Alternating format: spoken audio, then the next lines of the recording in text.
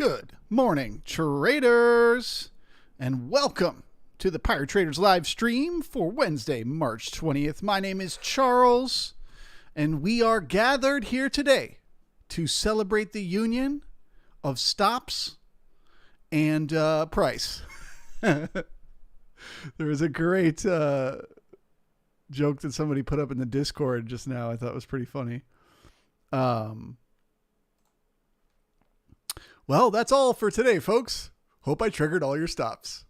That is pretty much what Jay Powell is about to do. So we got 2 minutes until the notes are dropped from the FOMC meeting.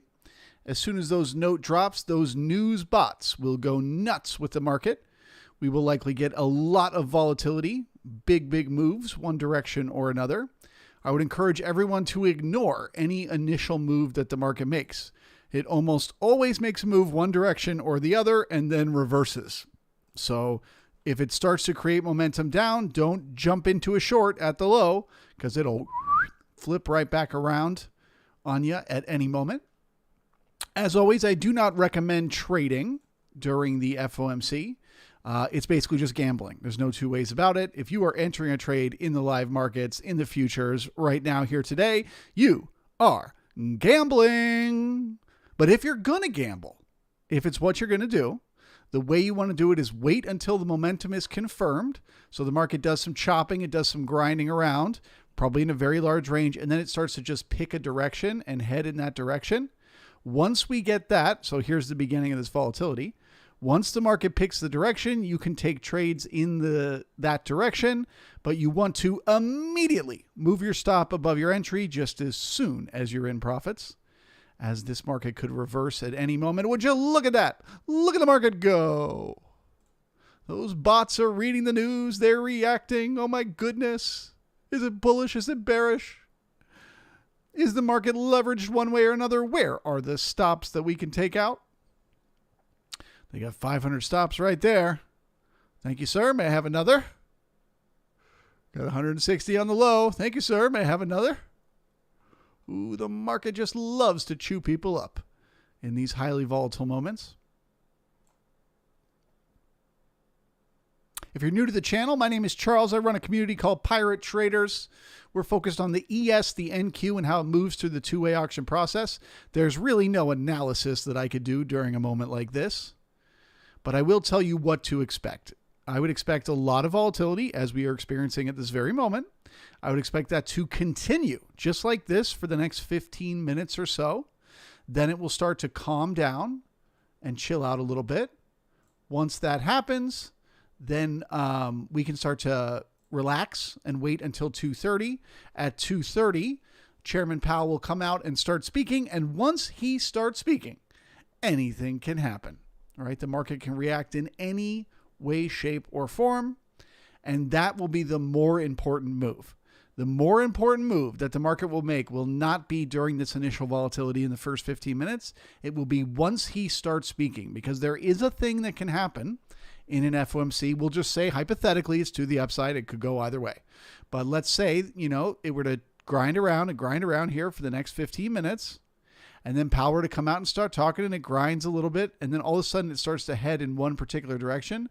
There are times where it can just keep going the whole rest of the time that he's speaking. That is where the real opportunities to have some fun exist. So don't try to get chopped up here in the beginning. Wait until he starts talking. Wait until the market likes what he's saying or hates it, and it starts trending one direction or another. Then look for opportunities, in my humble opinion. But wouldn't you know, we're at all-time highs. Blue skies. Gotta love it. We've been talking about the last few days that the market almost always sits at what we call a balance area high or a balance area low when the FOMC happens. So you could just draw a box right here. The market has been balancing inside this box. So the odds were pretty high that we would either be at the bottom of the box or at the top of the box when this meeting takes place. And the reason for that is that it gives the market the most opportunity to squeeze people. The most betting takes place right at that balance area high, right? People that think the market is going to the moon are going long here, with very tight stops inside of balance. People that think that it's going to fail and head back down, they're going short here with very tight stops. So it's a great place for the market to just grind and chop and grind and chop and squeeze the market on both sides as much as possible before eventually picking which direction it's going to go. As far as that's concerned, your guess is as good as mine. And just because it's going up now does not mean it's going to be up. This thing could flip and head straight down from here for all we know. Good times. If you have not yet, please smash that thumbs up button. I sure would appreciate it. We'll try to tell the YouTube algorithm to send some new people our way. Also say hello in the chat.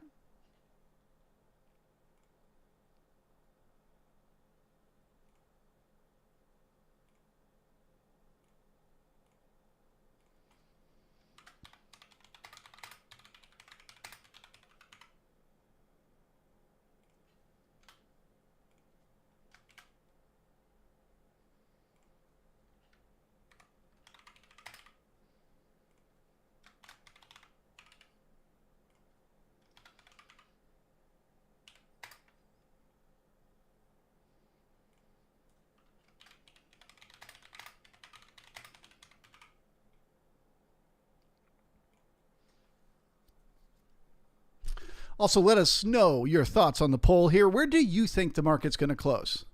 If you had to make a guess right now, gun to your head, no idea what's going to happen, do you think we're going to close higher? And I mean, based on the opening price. Do you think we're going to close higher, lower, or right around that opening price?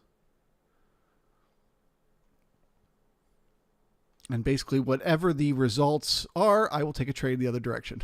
All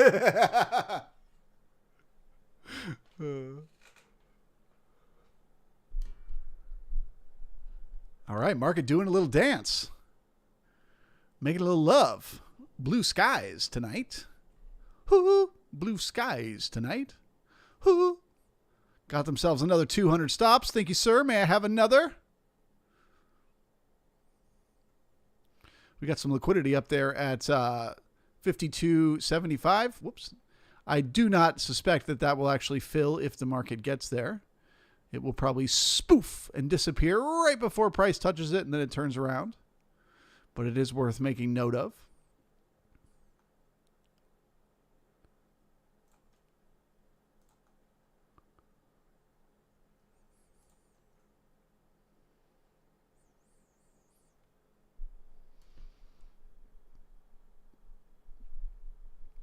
Hello to Tony from Austin. Will. John says, who is the puppet master? There is no puppet master.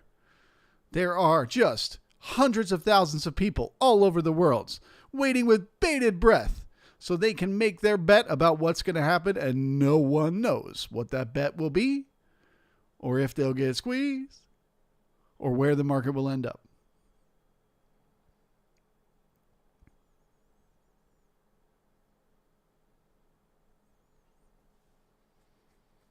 Juan in the house, good afternoon to you. The Hass is here, 200 dogs. John, run for your lives. The world is about to end. Well, not right now. Right now it's looking pretty good. Everyone's 401k just went up a whole percentage point. But of course, we think that will reverse.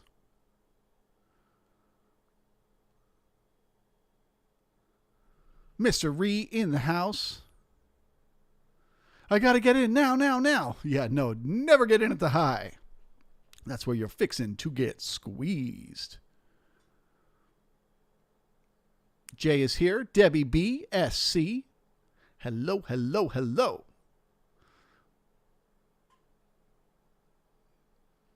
Malcolm says, I just noticed that Jerome shows up in the J period. That's funny. Yes. This is proof of a conspiracy of some sort. See, that reversal right there, that is why you do not buy the high. Oh boy, do they love it. Take out some stops. Thank you, sir. May I have another?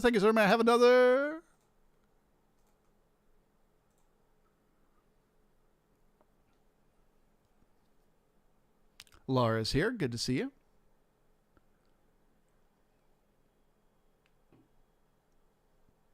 We got 113 people hanging out. Only 48 likes. Smash the thumbs up. Like, subscribe, share with your friends. Notification bell.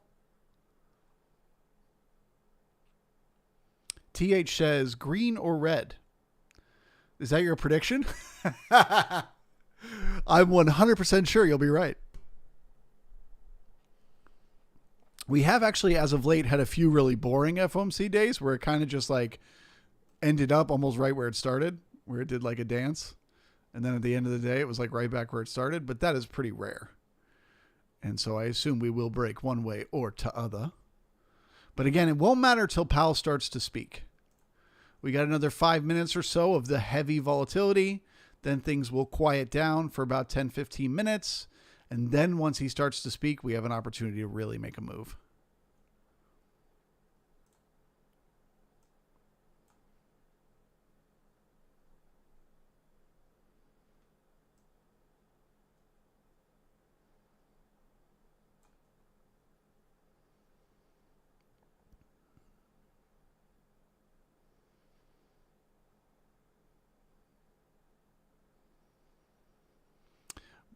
Talking about spoofing and, levels disappearing when the market gets there. I would say this liquidity that's sitting at 5,200 and down here at 51, like 72-ish, that liquidity probably wouldn't spoof. If it was fake, it should have disappeared when the bots turned off and went quiet for the notes coming out. So that's probably real order sitting in the order book down there. That is a magnet that the market is aware of.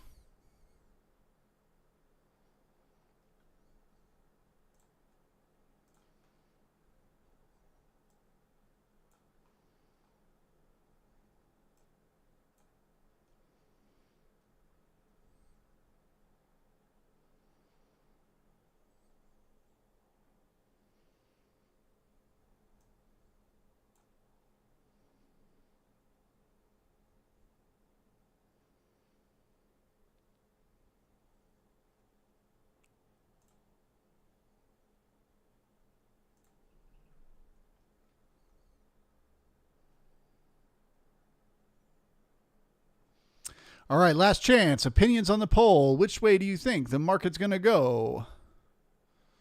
Are we going up? Are we going down? Or are we going nowhere?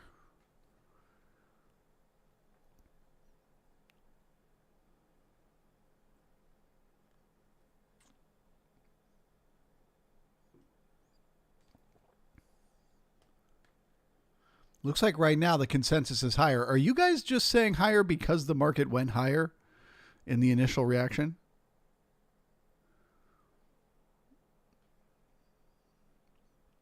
In my experience, they don't usually make it that easy.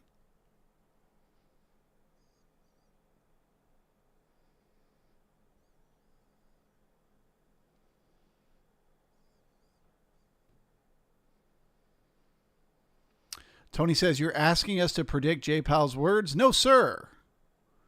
No such thing. I'm asking you to predict how the market will react to Jay Powell's words without knowing the words. That's what I'm asking. I'm asking you to be inside the mind of millions of individuals. We got hedge funds. We got family offices. We got day traders, swing traders. All across the globe. All waiting with bated breath to hear what Papa Powell has to say.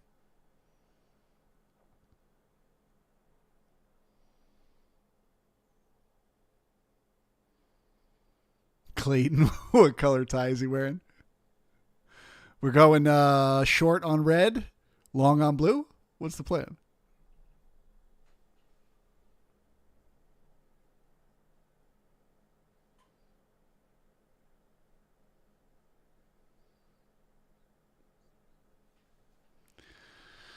We should be able to find out by now whether they decided to cut or keep it the same.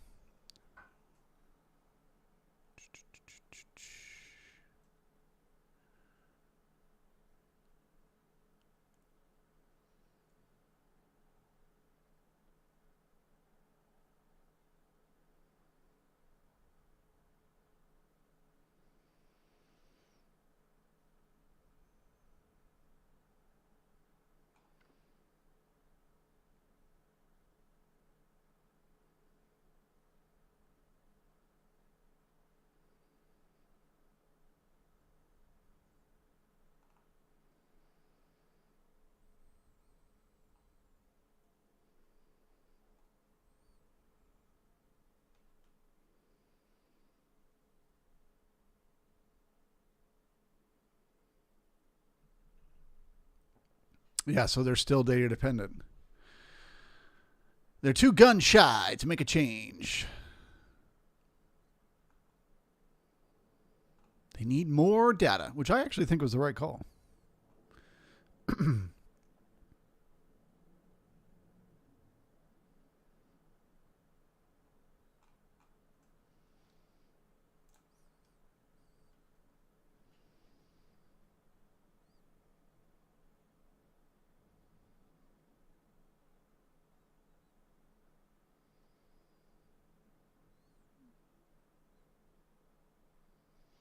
Clayton says purple is higher. He's not going to wear a purple tie. You think Jay Powell's going to wear a purple tie?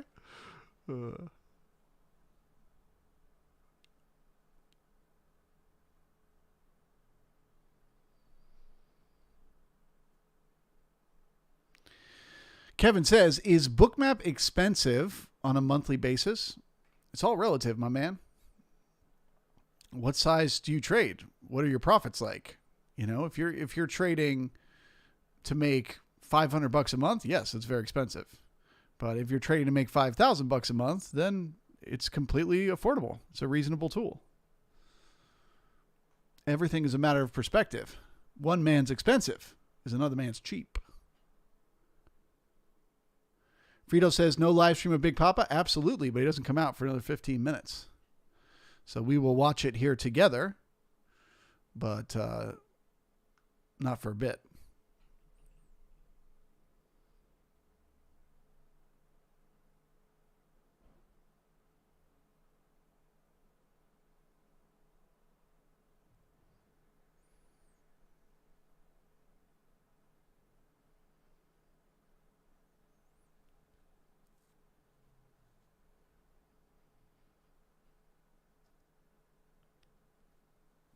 All right, so it's now 2:16. This is the point when generally the market kind of slows down a little bit. It kind of takes a chill pill. It will still have, lots of bouncing, but just the ranges won't be quite as extreme as they have been. We won't be making these big, huge moves. It'll kind of start to get a lot smaller with the range. The tempo will slow down. Things will get a little boring until Papa Powell comes out in 14 minutes. And then anything can happen.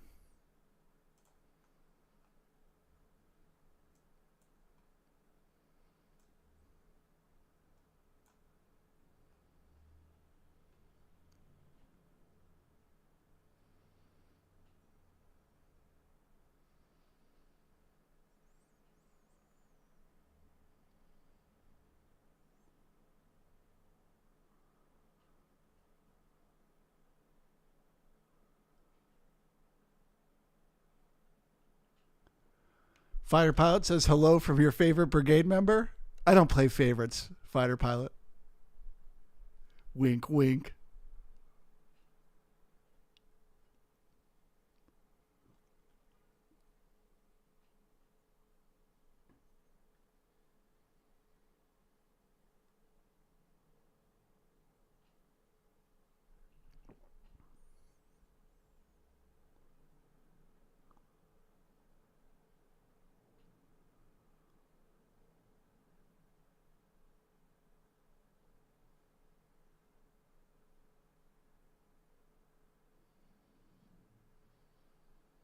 Frito said, I took a shot at a chance at a move. Almost got a scale, but then got stopped out for a tick. Well, I don't mind if you only lost a tick. That's worth taking a risk. But yeah, the better opportunity always comes once Powell starts talking. And it's not right away. It's like maybe 10, 15 minutes into it. If it just starts moving in one direction and it keeps going and going and going, it will shock you how far it could go. But we got to wait it out.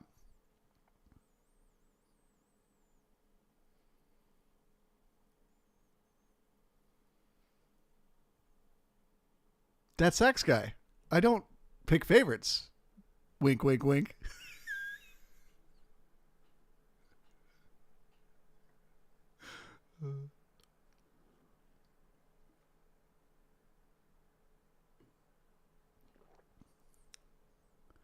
All right, let's find out the results of the survey.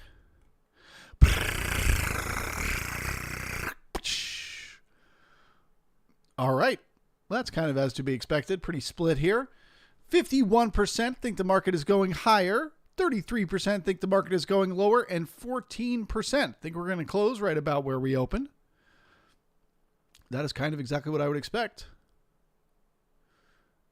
I have a feeling it would have been 51% lower if the market had made its first move lower. So to me, that's a pretty even split. Which just goes to show, if no one in this room knows what's going to happen, neither does anyone else.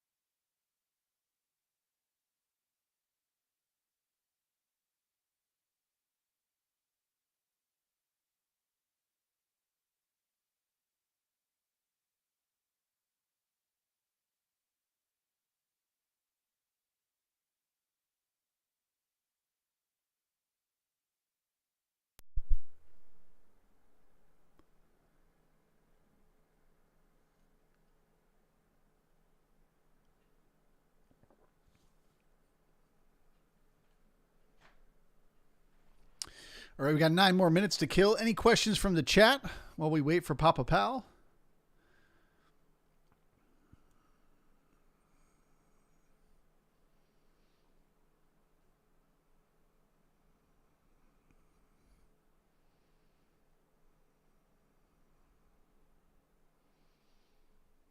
Got 123 people hanging out. 60 likes. I wonder if today's the day we could break 100. I mean, that would take most of you smashing the like button to make that happen.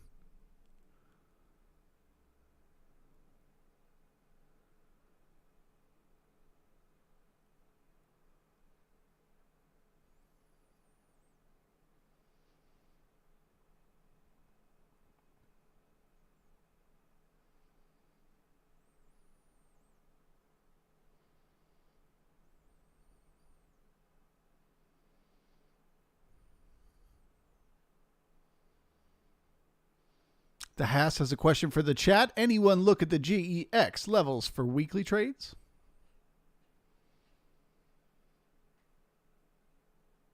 You all already know I don't.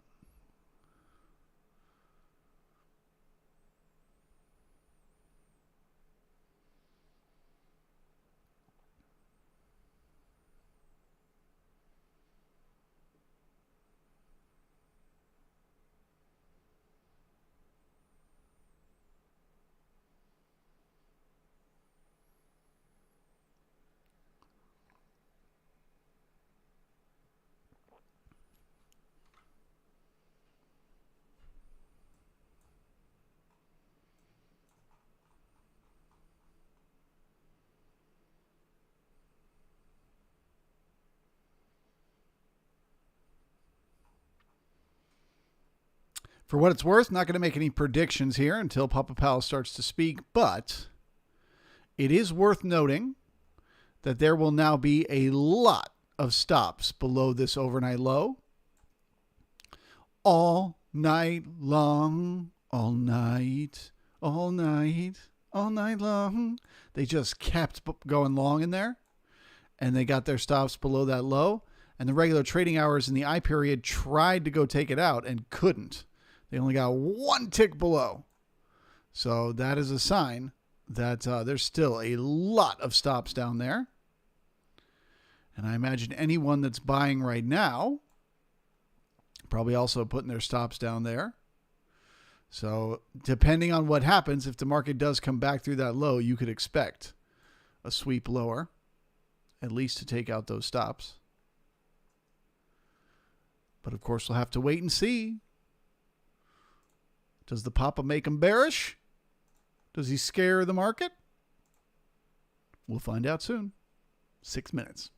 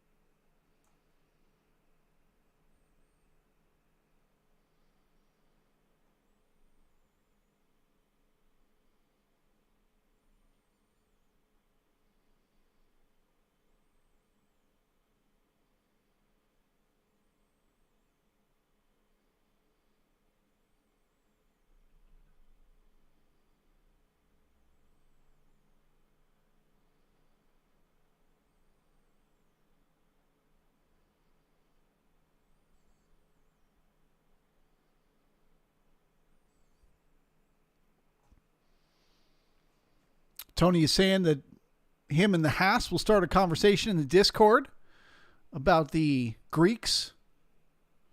I think that's a great idea. I'd love to read it. Fighter Pilot is saying, in all seriousness, I will help the public with this. If you want to learn how to trade the short game like this morning, the long game like after the Powell press conference, join the brigade and take Charles's courses. That's why I don't pick favorites. Wink, wink.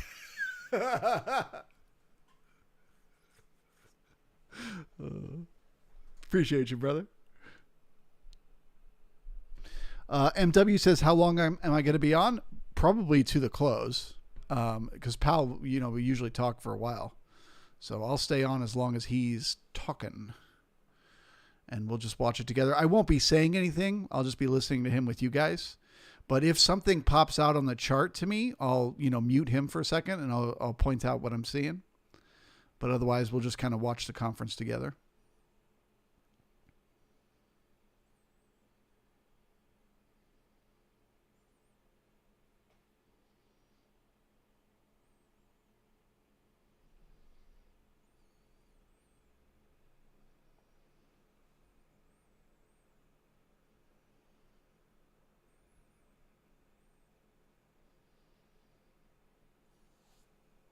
MW says, asking some homies to join, send them our way.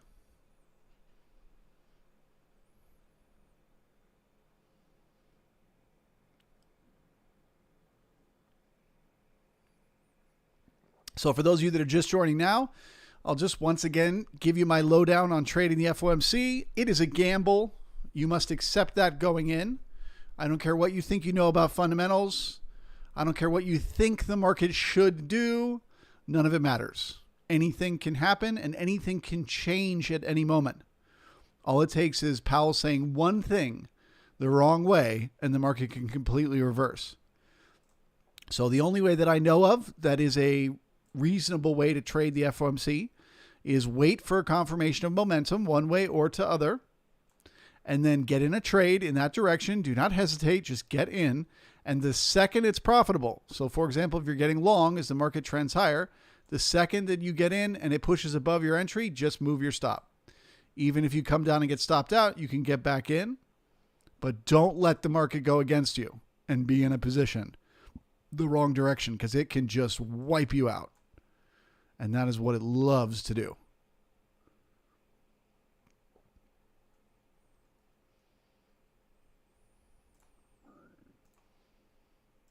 Better to get in, get stopped out for a point of profit than get in and get stopped out for 50 points of loss in 30 seconds, because that can happen. I've seen it many times before.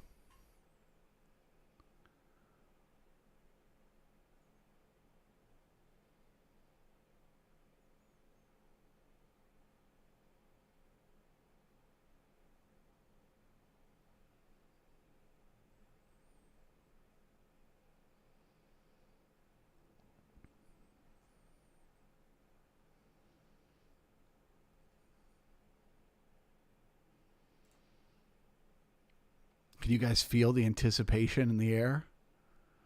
Papa Pal's in the back right now listening to like Eminem getting pumped up. This is your moment. You own it. You better never let it go. You only got one shot.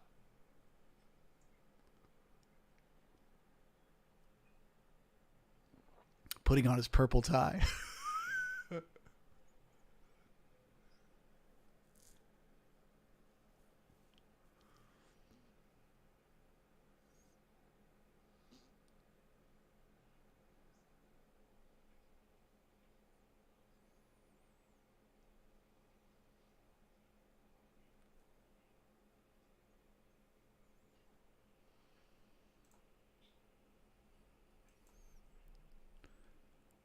There's a hush in the room as the reporters wait with bated breath to hear what the Papa has to say.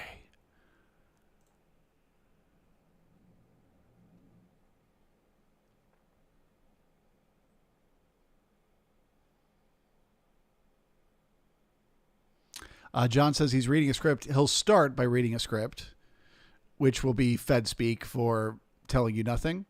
But then he'll start answering questions, and that's when it'll get interesting.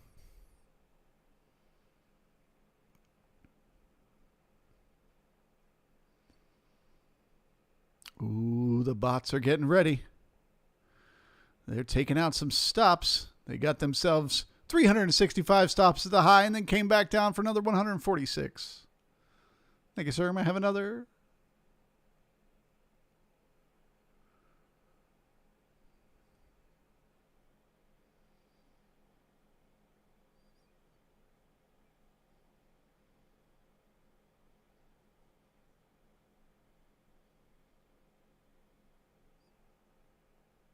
Here we go.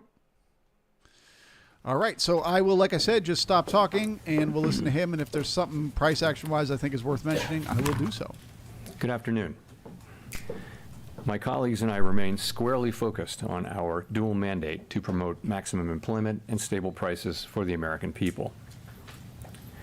The economy has made considerable progress toward our dual mandate objectives.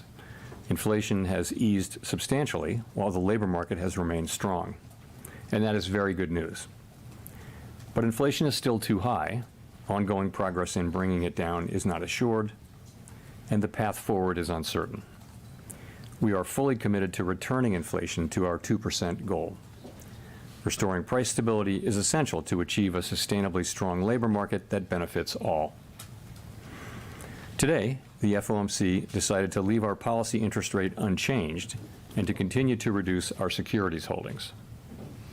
Our restrictive stance of monetary policy has been putting downward pressure on economic activity and inflation. As labor market tightness has eased and progress on inflation has continued, the risks to achieving our employment and inflation goals are moving into better balance.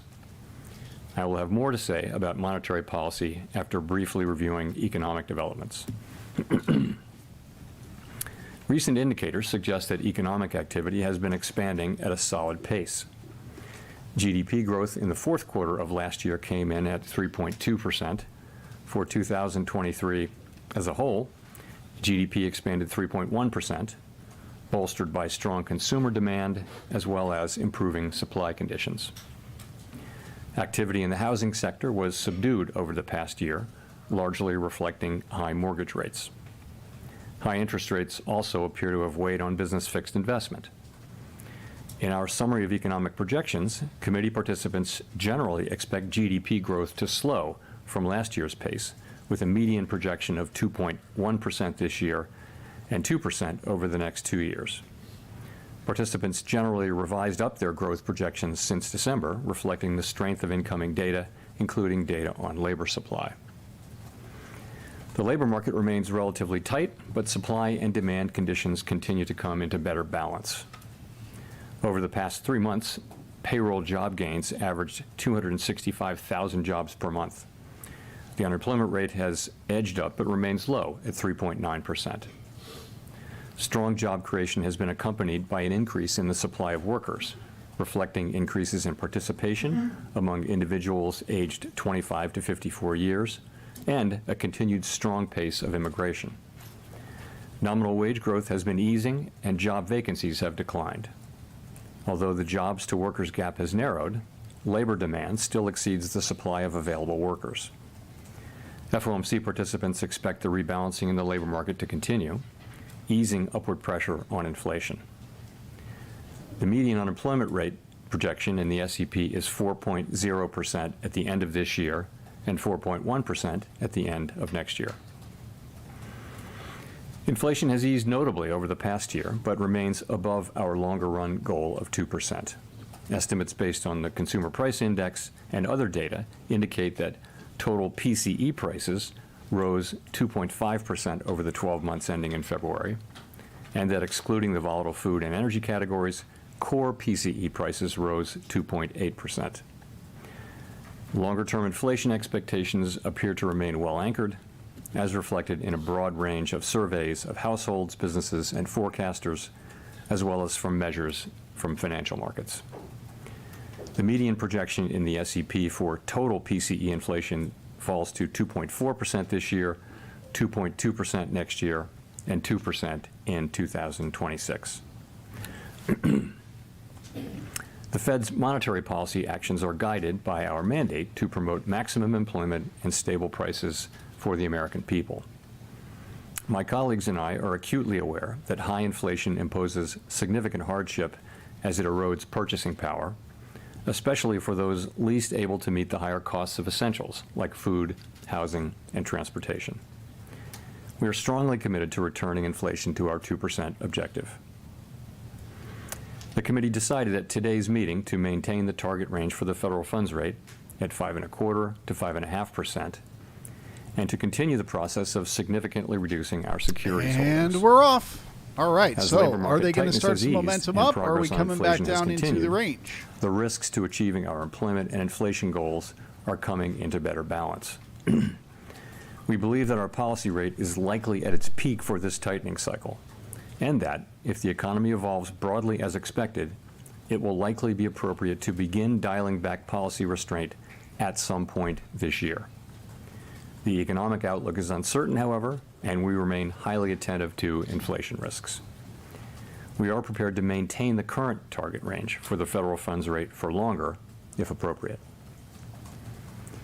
We know that reducing policy restraint too soon or too much could result in a reversal of the progress we have seen on inflation and ultimately require even tighter policy to get inflation back to 2%. At the same time, reducing policy restraint too late or too little could unduly weaken economic activity and employment. In considering any adjustments to the target range for the federal funds rate, the committee will carefully assess incoming data, the evolving outlook, and the balance of risks. The committee does not expect it will be appropriate to reduce the target range until it has gained greater confidence that inflation is moving sustainably down toward 2%. Of course, we're committed to both sides of our dual mandate, and an unexpected weakening in the labor market could also warrant a policy response. We will continue to make our decisions meeting by meeting. In our SEP, FOMC participants wrote down their individual assessments of an appropriate path for the federal funds rate based on what each participant judges to be the most likely scenario going forward. If the economy evolves as projected, the median participant projects that the appropriate level of the federal funds rate will be 4.6% at the end of this year, 3.9% at the end of 2025, and 3.1% at the end of 2026, still above the median longer-term funds rate. These projections are not a committee decision or plan. If the economy does not evolve as projected, the path for policy will adjust as appropriate to foster our maximum employment and price stability goals. Turning to our balance sheet, our securities holdings have declined by nearly $1.5 trillion since the committee began reducing our portfolio. At this meeting, we discussed issues related to slowing the pace of decline in our securities holdings. While we did not make any decisions today on this, the general sense of the committee is that it will be appropriate to slow the pace of runoff fairly soon, consistent with the plans we previously issued. The decision to slow the pace of runoff does not mean that our balance sheet will ultimately shrink by less than it would otherwise, but rather allows us to approach that ultimate level more gradually. In particular, slowing the pace of runoff will help ensure a smooth transition, reducing the possibility that money markets experience stress and thereby facilitating the ongoing decline in our securities holdings consistent with reaching the appropriate level of ample reserves. We remain committed to bringing inflation back down to our 2% goal and to keeping our longer-term inflation expectations well anchored. Restoring price stability is essential to set the stage for achieving maximum employment and price stability over the long term. To conclude, we understand that our actions affect communities, families, and businesses across the country. Everything we do is in service to our public mission. We at the Fed will do everything we can to achieve our maximum employment. Okay, so far they came down. They took out all that liquidity that was sitting inside the range there. Okay, and now they've begun to create some momentum up as he begins to answer questions. So if the market's going to pick a direction and move, it should do it in the next few minutes here. If we come back down to 42, then it'll likely go nowhere for a little bit. So let's see what happens.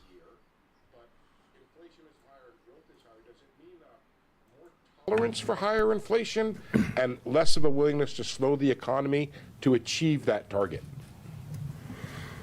Well, it doesn't. No, it doesn't mean that. What it means is that we've seen incoming as I pointed out in my opening remarks.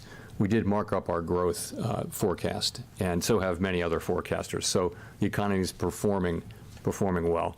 And the inflation data came in a little bit higher as a separate matter, and I think that caused people to write up their inflation.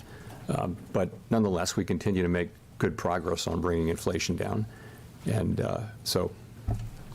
When you, just to follow up, when you say that you're willing to either maintain the rate for longer, what is the tolerance of the Federal Reserve for inflation coming in above its 2% target? So we're strongly committed to bringing inflation down to 2% over time. That is our goal, and we will achieve that goal. Markets believe we will achieve that goal, and they should believe that, because that's what will happen over time. But we stress over time, and so I think we're making projections that do show that happening, and we're committed to that outcome, and we will bring it about. Rachel. Hi, Chair Powell, Rachel Siegel from the Washington Post. Thanks for taking our questions. You and others have been saying that relief on housing inflation is coming, but it still hasn't shown up meaningfully in the CPI or the PCE. Does that challenge your assumption about when the shift will finally break through, since it hasn't at that point? So I think there's some confidence that the market rents, lower market rent increases that we're seeing will show up in measures of housing services inflation over time.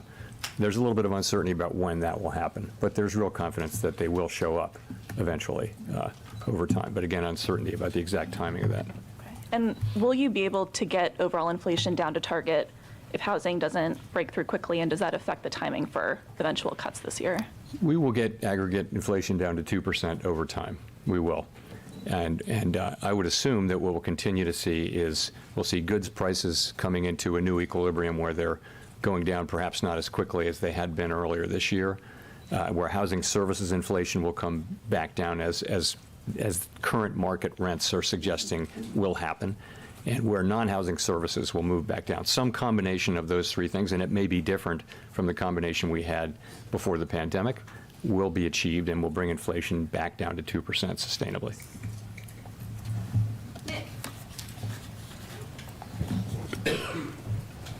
Nick Timmeros of the Wall Street Journal. Chair Powell, during your congressional testimony this month, you said that your test for making the first change to interest rates does not require you to be terribly comfortable that inflation is at 2% because interest rates are well above neutral. At the same time, you said here after the last meeting that the first cut is highly consequential. Can you reconcile these views for me? If rates are well above neutral, why would the first cut be highly consequential? Is that because you anticipate one cut would be followed by one or two more along the lines of the recalibration you made in 2019, which itself was modeled on the mid-cycle adjustment of 1995? It's more, I would put it more in the context of what I said in my opening remarks, that the risks are really two-sided here. We're in a situation where if we ease too much or too soon, we could see inflation come back. And if we ease too late, we could do unnecessary harm to employment and, people's working lives. And so, we do see the risks as two-sided. So it is consequential. We want to be careful. And fortunately, with the economy growing, with the labor market strong, and with inflation coming down, we can approach that question carefully and let the data speak on that. That's really what I was thinking. How much of that inflation that we've seen so far this year do you chalk up to one-off calendar adjustment effects following a period of high inflation versus some change in the trend we saw in the second half of last year?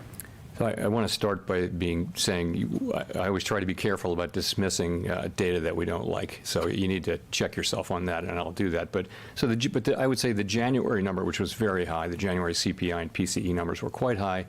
There's reason to think that there could be seasonal effects there. But nonetheless, we don't want to be completely dismissive of it.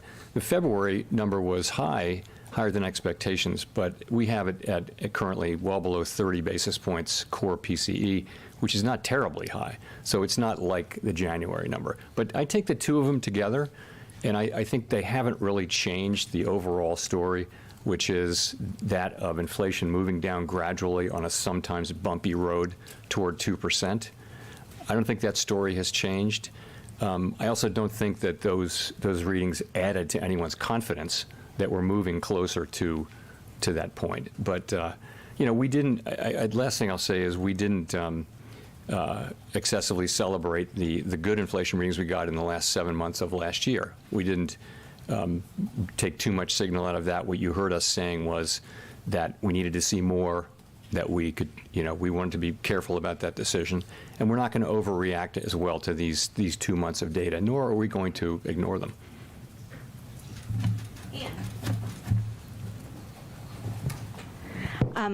Hi, yes, Chair Powell. Could you speak a little bit more about the... So I was just about to say, we still haven't taken out any substantial stops, but then right as I turned on the mic, we did. So they're heading up to the highs here to squeeze anyone that's been selling. That could lead to new buying. So the next thing that I'm watching is this liquidity at 52.75. As the market pushes up to it, does it disappear or does it fill? If it fills, it'll likely lead to a push lower, as that's like sellers waiting or buyers waiting to take profits. If it disappears, we could just fly right through.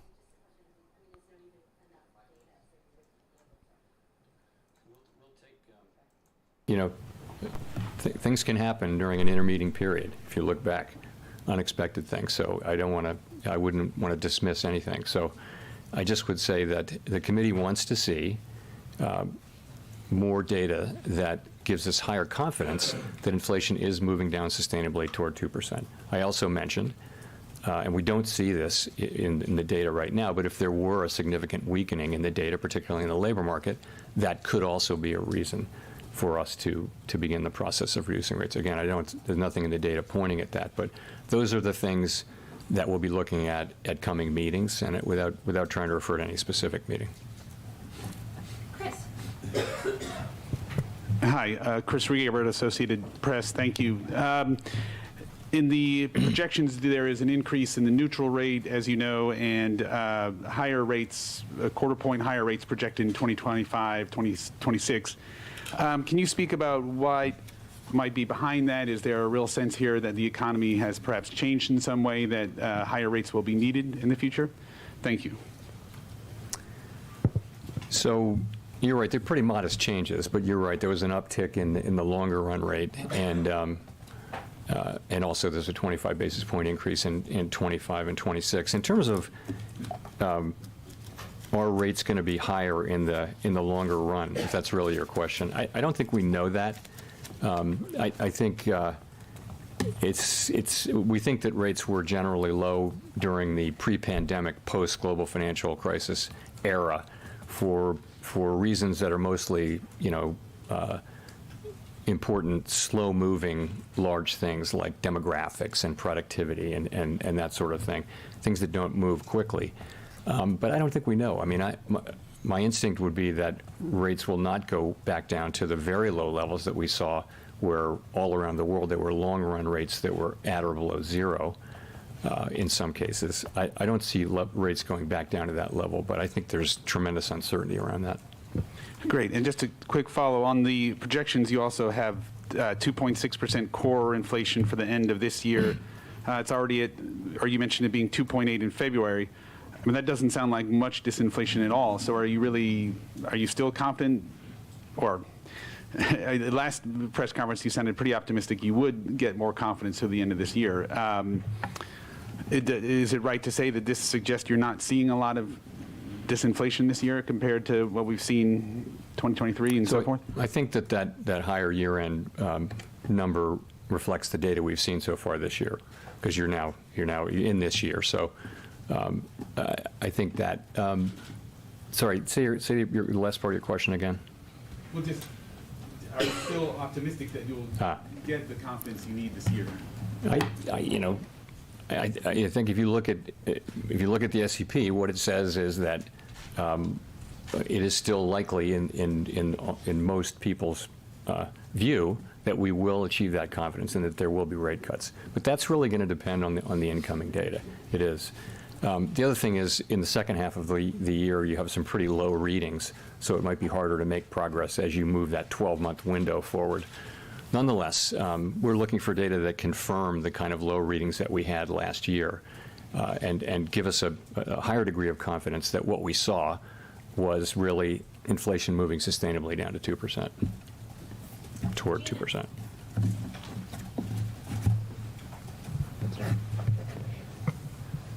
Gina Smilik, The New York Times. Thank you for taking our questions. Per your comment, Anne, that a weakening in the labor market would be a reason to potentially cut rates, or at least a consideration in making a rate cut, would continued strength in the labor. Okay, so I'm marking a couple potential levels for support here. Obviously, I have no idea if they could hold, and anything he could say could change. But the momentum to the upside has been chosen. It has been confirmed. They took out the stops up there they needed to take out. So now the question is, do they bring in new buyers up here at the highs? First potential location for that, we're testing right now around 66. If not there, around the halfback at 56. If both of those fail, that would get bearish to me. But I do suspect they're going to try to bring in some new buyers. Just a guess. If you have the continued supply side activity that we had last year with both with supply chains and also with growth in the size of the labor force. But so strong hiring in and of itself would not be a reason to hold off on rate cuts? No, not all by itself, no. I mean, we saw, you saw last year, very strong hiring and inflation coming down quickly. We now have a better sense that a big part of that was supply side healing, particularly with growth in the labor force. So in and of itself, strong job growth is not a reason, for us to be concerned about inflation. Neil. Hi, Chair Powell. Neil Irwin with Axios. How do you assess the state of financial conditions right now, and in particular, do you view the kind of easing in financial conditions since the fall as consistent and compatible with what you're trying to achieve on the inflation mandate? So we think there are many different financial conditions indicators, and you can kind of, see different answers to that question. But ultimately, we do think that financial conditions are weighing on economic activity, and we think you see that in a great place to see it is in the labor market, where you've seen demand cooling off a little bit from the extremely high levels. And there I would point to job openings, quits, surveys, the hiring rate. Things like that are really demand. There are also supply side things happening, but I think those are demand side things happening. We saw, that's been a question for a while. We did see progress on inflation last year, significant progress, despite, financial conditions sometimes being tighter, sometimes looser.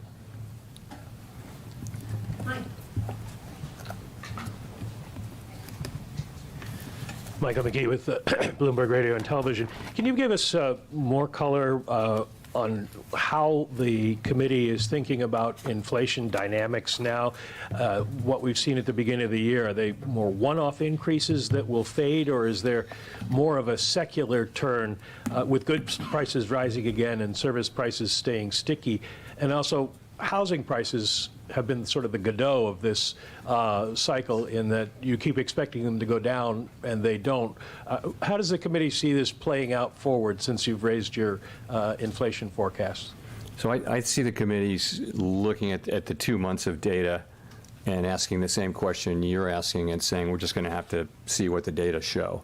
As I mentioned, you can look at January, which is very high reading, and you can, and I think many people did see the possibility of seasonal adjustment problems there.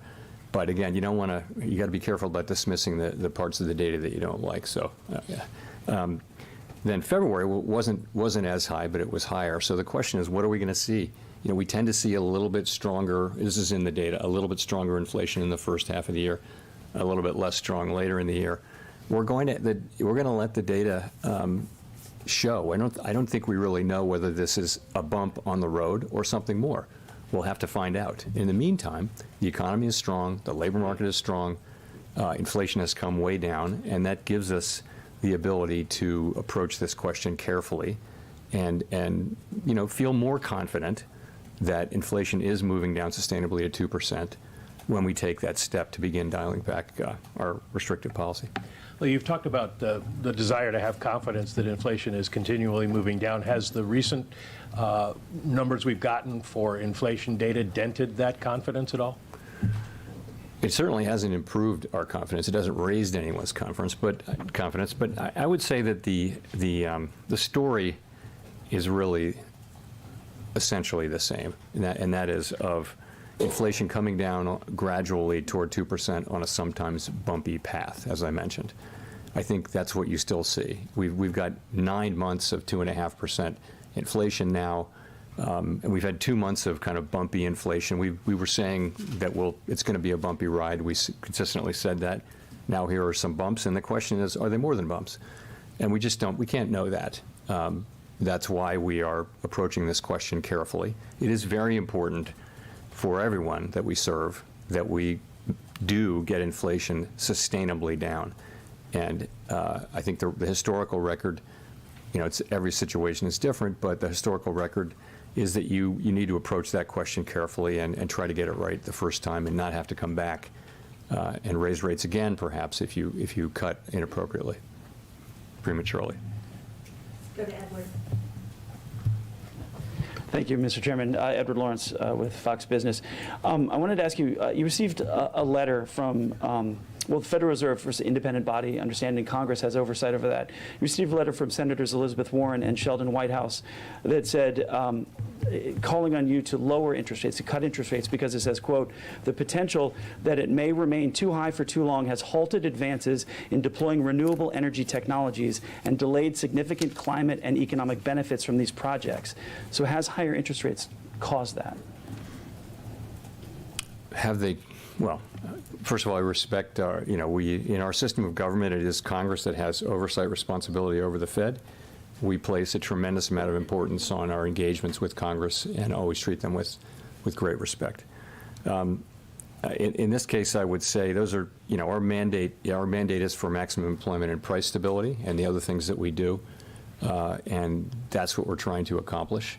We're trying to do that in a way that sustains the strong growth we're seeing, the strong labor market we're seeing, but allows us to make further progress with inflation. That's how we can best serve the public and leave the other issues, which in many cases are incredibly important, such as those you mentioned, leave those to the people who have responsibility for those. There was another letter from 24 lawmakers saying that the higher rates are squeezing the working people. How do these letters affect what you guys are doing policy-wise? We receive these letters with respect, and we write careful responses and address concerns. We listen, again, because we're talking to the people who, in our system of government, have oversight over our activity. So but at the end of the day, we take that on board, but we have to make our judgments, and we have to stick to our knitting, which is maximum employment, price stability, supervise and regulate the banks, work on the payment system, the things that we do. Fire. Claire Jones, Financial Times. Thanks a lot for the opportunity to ask a question. As chair of the FOMC, would you want to see unanimity on the committee or something close to it, meaning no more than one dissent before you begin cutting rates? Thank you. We're a very consensus-oriented organization, and we do try to achieve consensus and ideally unanimity. People do dissent. It's something that happens. Life goes on, and it's not a problem. We've always had dissents, and so you respect thoughtful dissents very much. It's like you may not agree with some arguments, but you really want to understand them. So you may read a book that takes a position that you have long opposed, just to understand that book. So I treat dissents with real respect as well. So Simon, one would be okay. Simon Rabinovich with The Economist. Can you hear me? Yes. Okay, great. Obviously, inflation is some ways away from target. Unemployment, though, if you look at the projection for the full year, 4.0%. In February, we were already at 3.9%, so quite close to the median projection. Are you concerned at all that, notwithstanding the very strong jobs growth, that in fact there may be some cracks appearing in the employment market? You talked about a significant deterioration in the labor market being a condition for easing rates. What would constitute that in your books? Thank you. So we, of course, monitor it's one of our two goal variables. We all monitor the labor market very, very carefully, and I don't see those cracks today. And we follow all the possible stories that are out there about there being cracks. But the overall picture really is strong labor market. The extreme imbalances that we saw in the early parts of the pandemic recovery have mostly been resolved.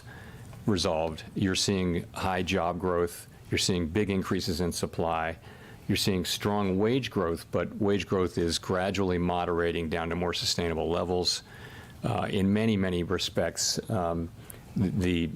things are returning more to their state in 2019, which we can think of as normal for this purpose.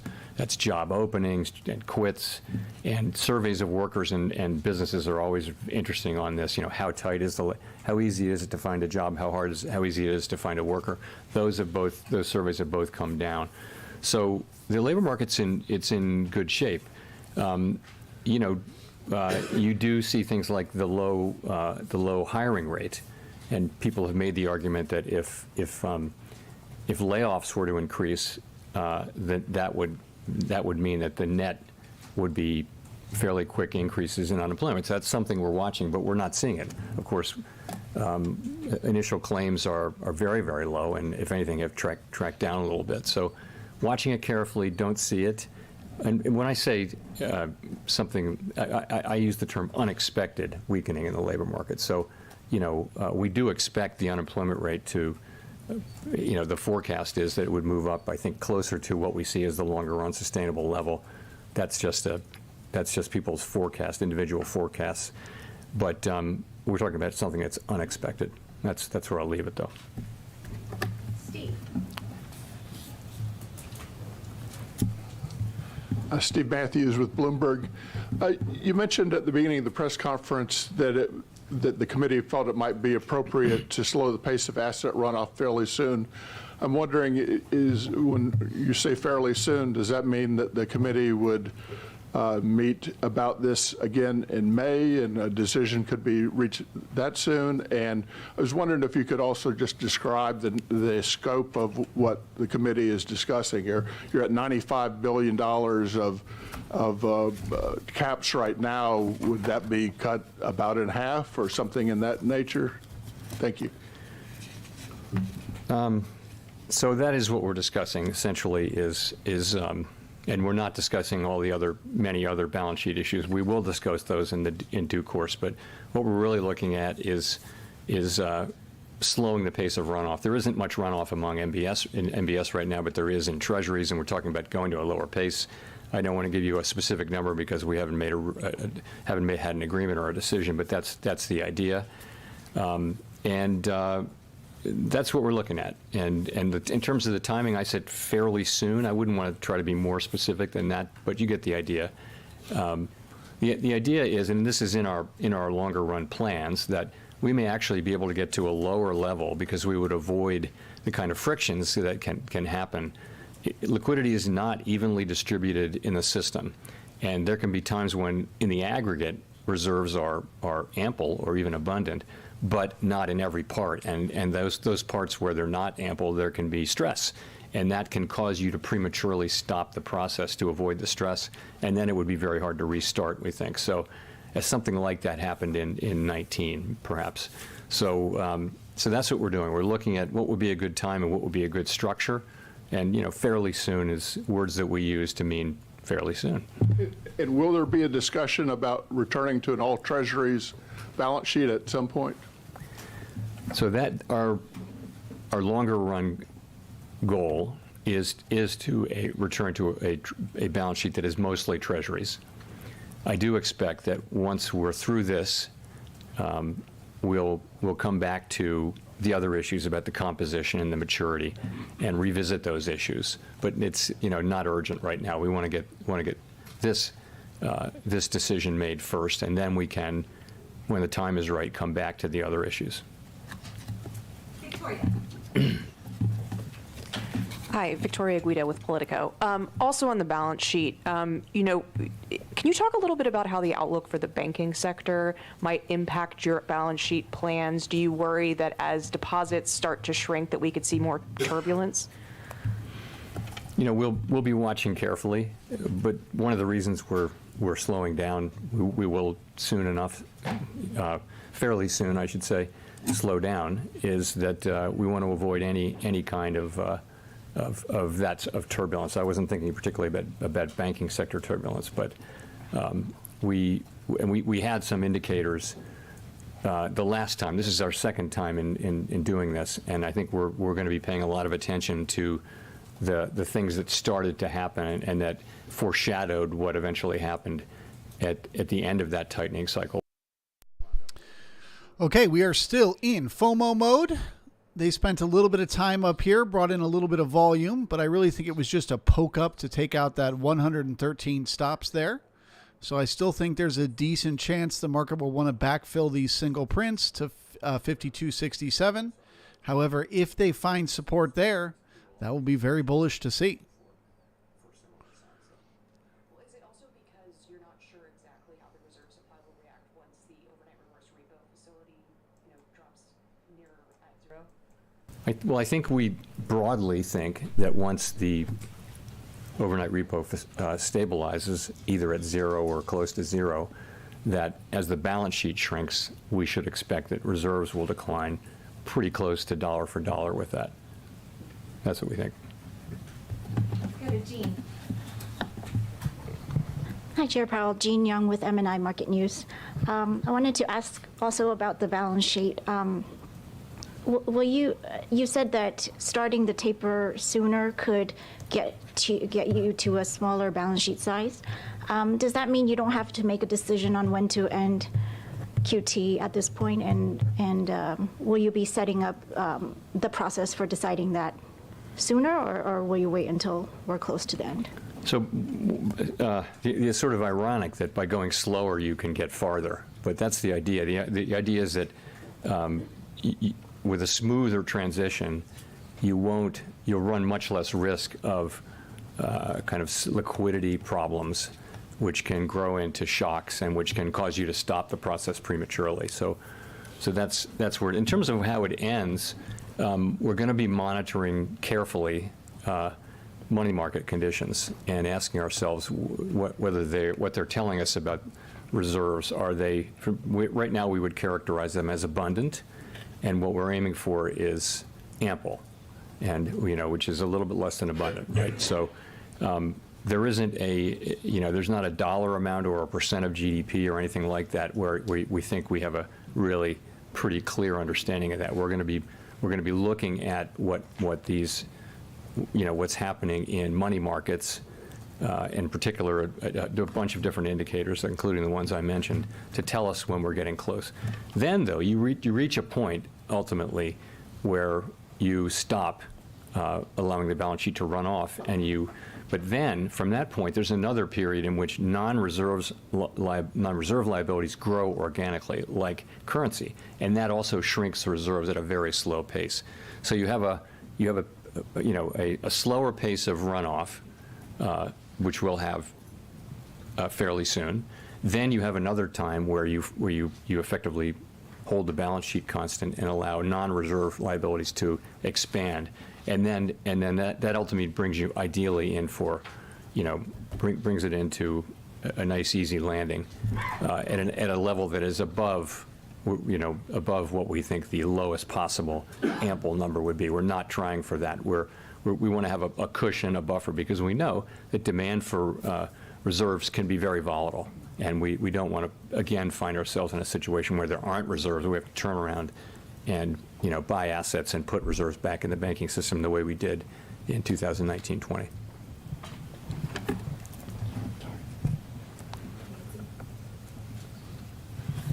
Hi, Nancy Marshall-Genzer with Marketplace. Chair Powell, you said you're waiting to become more confident that inflation is getting to your 2% goal before you cut rates. Can you just sum up more specifically what data you're looking at that would give you that confidence? Sure. So most importantly, we're looking at the incoming inflation data and the contents of it and what they're telling us. So that'll be, and also the various components. So obviously that's what we want. We want more confidence that inflation is coming down sustainably toward 2%. And I mean, of course, we'll also be looking at all the other things that are happening in the economy. We'll look at the totality of the data, including everything essentially, as we make that assessment. But the most important thing will be the inflation data that's coming in. Well, are there things that you would give more weight to, like wages? Wages is one thing. We don't. Our target is not wages. It's really inflation. But we would look to the fact that wages are still coming in very strong, but they've been wage increases. That is to say, wage increases have been quite strong, but they're gradually coming down to levels that are more sustainable over time, and that's what we want. We don't think that the inflation was not originally caused, I don't think, mostly by wages. That wasn't really the story. But we do think that to get inflation back down to 2% sustainably, we'd like to see, continuing gradual movement of wage increases at still high levels, but back down to levels that are more sustainable over time. Let's go to Greg.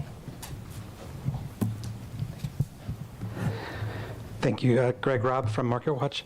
Chair Powell, could you say at this meeting whether there were more officials who wanted to be careful and go slower about rates than were at the last meeting? Was there that sense of maybe it's smart to wait? Thanks. I guess I'd put it this way. If you look at the incoming inflation data that we've had for January and February, I think very broadly that suggests that we were right to wait until we're more confident. So I think I didn't hear anyone dismissing it as not information that we should look at or anything like that. So I think generally speaking, it does go in the direction of saying yes, it's appropriate for us to be careful as we approach this question. Brendan. Thanks, Chair Powell. Brendan Peterson with Punchbowl News. I wanted to ask you about central bank digital currency stuff. We've been hearing a lot from Republicans in Congress about what the Fed is or isn't doing in a digital dollar. But folks, I know you have said to Congress that you are going to wait for approval before the Fed does anything, launches anything. But folks like House Majority Whip Tom Emmer have said that the Fed is either actively researching or hiring personnel to study the implications of the CBDC. Can you give us any clarity on what the Fed is doing right now on a digital dollar? Sure. So I think we've been pretty transparent on this, but I'll try harder. So we are not getting ready to, we haven't proposed, we haven't come to a conclusion that we should propose or anything like that that Congress consider legislation to authorize a digital dollar. And it would take legislation by Congress, signed by the president, to give us the ability to do what we think of as a CBDC, which is really a retail CBDC with the public of it. So we're just a long, long way from that. What we are doing, and I think what every major central bank is doing, is we're trying to stay in the frontiers of what's going on in digital finance. And it has many, many different areas. You know, it has applications in wholesale finance, in the payment system. And so we to serve the public, these issues have become very front burner in the last 5 or 6 years.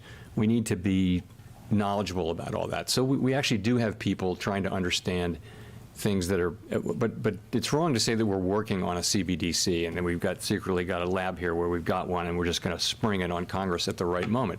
We don't. I haven't at all in my own mind made a decision that I think this is something the U.S. should be doing. You know, I just think it's something we need to understand, and we do have people who are keeping up with that as part of the broader payments landscape. That's how I would characterize it. Mark.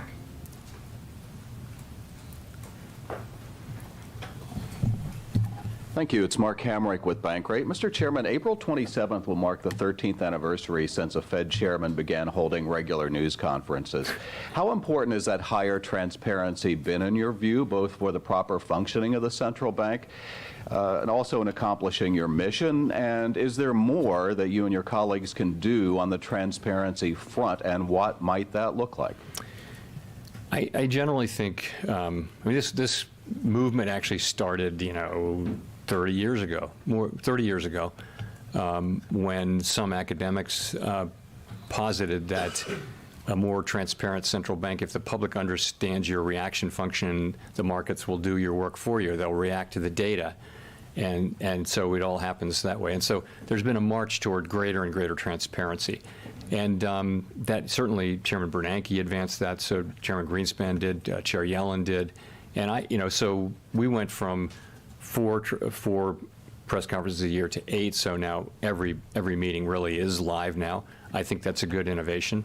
I wouldn't want to turn it back. We also have done a bunch of other things. We have an annual supervision report, financial stability report. I mean, there's a long list of things that we've done. I think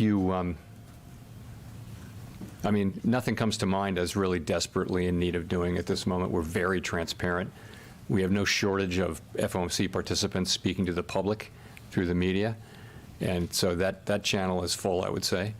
So I think it's generally broadly helped and made things better, but not every day and in every way. Well, to follow up, has there ever been a day where you wanted to put that genie back in the bottle somewhat? Of course not. Let's go to Jennifer for the last question. Thank you, Chair Powell. Jennifer Schonberger with Yahoo Finance. Not to harp too much more on confidence and inflation, but you did say earlier in this press conference that the recent inflation data hasn't raised anyone's confidence. But when you testified before the Senate a couple weeks ago, you told lawmakers that you are, quote, not far from receiving the confidence needed on inflation to begin cutting rates. So are you still of that belief or not? What are we to take by those words, not far? So let me say my main message at that in those 2 days of hearings was really that the committee needs to see more evidence to build our confidence that inflation is moving down sustainably toward our 2% goal. And we don't expect that it will be appropriate to begin to reduce rates until we're more confident that that is the case. I said that any number of times, so those were kind of the main part of the message. We repeated that today in our statement. I also, to the language you mentioned, I really pointed out that we had made significant progress over the past year, and what we're looking for now is confirmation that that progress will continue. We had a series of inflation readings over the second half of last year that were really much lower. We didn't overreact, as I mentioned, but that's what I had in mind. But given that you said that PCE for February, 2.8%, the estimate, and that we have been seeing PCE, core PCE, coming down by 10% every month, I mean, wouldn't you be at about 2.4% this summer, June, July, to a point where you could cut then? Well, we'll just have to see how the data come in. We would, of course, love to get great inflation data. We got really good inflation data on in the second part of last year. Again, we didn't overreact to it. We said we needed to see more, and we said it would be bumpy. And now we have January and February, which I've talked about a couple of times. So, we're looking for more good data, and we would certainly welcome it. Thank you. Thank you. Thank you.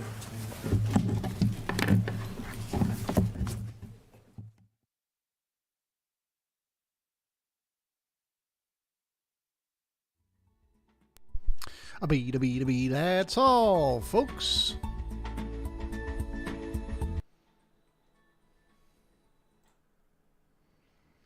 All right, well, now to the moon. So everyone that was short is being forced to cover. They were waiting for Powell to say something to take the market lower, and it just never happened. So what does this mean moving forward for the market? Well, as always, whenever you're in blue skies, you have potential for momentum that is unlimited to the upside. Today's range is going to be higher highs and higher lows than yesterday's range. Value is overlapping to higher, so that also increases the odds that the momentum can continue in the days to come. I do think we will need to pull down and backfill some of these single prints and this thin area where there was very little trade in here. The market moved through there very, very quickly, and it didn't have a chance to bring in a ton of volume. So likely either in the overnight or in a subsequent day, the market will come back to backfill that and bring in some volume there. But as long as they remain above, we could call it 56, they're likely to keep the momentum going to the upside. And that is purely because they just caught a bunch of participants off sides.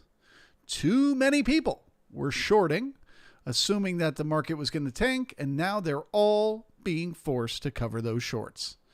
So that creates momentum. It creates new FOMO, new excitement, and the market can just keep going up.